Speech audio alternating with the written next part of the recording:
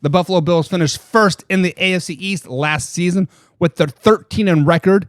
They did have a wild card win over the Miami Dolphins and then a divisional round game loss to the Cincinnati Bengals to end their season 27-10 in the playoffs. Like I said, they went 13-3 last year. Their offseason really didn't consist of much, right? They didn't add pieces. They didn't lose a lot of pieces, but they did have a lot of interfighting. And this is what I think is going to really cause a downfall to their season. When I say downfall, I think they're going to finish 9-8 this season. 4-game step back from last season. We've been seeing it all off season.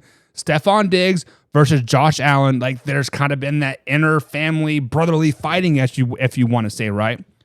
I think this is going to add up here. But the first 4 weeks of the season, all dubs. Wins over the Jets on Monday Night Football opening night. Well, opening Monday night, not Chiefs and Lions are obviously opening night, right? Win over the Vegas Raiders at home, win over the Commanders, and win over the Miami Dolphins the first 4 weeks of the season. And then they travel to, I believe this is Berlin, right? When they play the Jacksonville Jaguars on week number 5. Travel over, like that is over the pond. That is kind of a loss, right? This is tough for the Buffalo Bills, guys. So week 4, right? Or like the first 4 weeks of the season, you travel to New York. You're back at home versus the Raiders. Then you travel to Washington, D.C. Then you're back at home versus the Dolphins, right? Don't get it twisted. Those 2 road games aren't far road games, but they're still road games. But then week number 5, you have to travel across the pond to take on the Jacksonville Jaguars, right? Then technically you have a short work week. Then you play Sunday Night Football versus the New York Football Giants. Now, I do think they win this game just because the Giants are bad.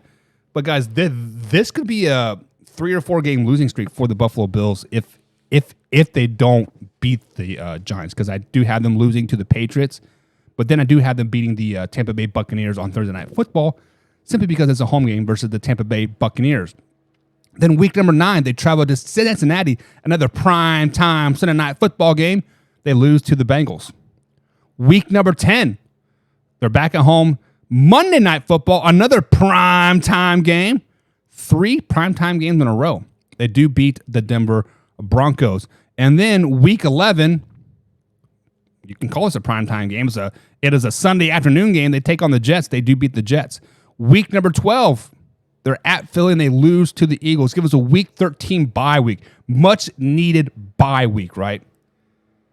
Guys, they are basically a sinking ship, like at this point. They have had a lot of big profile games. They're probably wore out. The bye week could not come soon enough. Thinking, oh, mate, the schedule's got to get a little bit easier, right? Nope. Travel to Arrowhead, that is a loss. At home versus the Cowboys, that is a loss. Travel across the United States of America to play the Chargers, that is a loss. Back at home versus the Patriots, that is a win. But then you travel to Miami, that is another loss. Giving them a record of 9-8 on the season. Right now, that is 3rd best record in the AFC East. I'm not for sure if that's good enough to make the playoffs. When you go from a 13-win team to a 9-win team,